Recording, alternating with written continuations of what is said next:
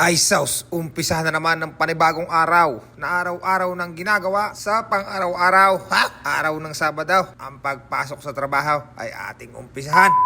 Umpisahan na natin ng magandang araw, magandang umaga mga pisan. Ay biyahe nga tayo ngayong araw. Ang ganda ng umaga. Bago pumasok, napadaan muna tayo habang naghihintay ng mga sasakyan sa my birthday. Happy birthday to you! Yo! Ang 16 na, di mo? 16 lamang. Balik tayo mga pisan sa paghihintay. Nakaamot muna tayo din sa isang tabay habang naghihintay at ari nga nakasakay tayo sa bukyo. Ngayon lang yata ako nakasakay din kailangan ko yata ng bayabas din at baka malulaho kaya pirat para tuluyan ng malula ay di uuga.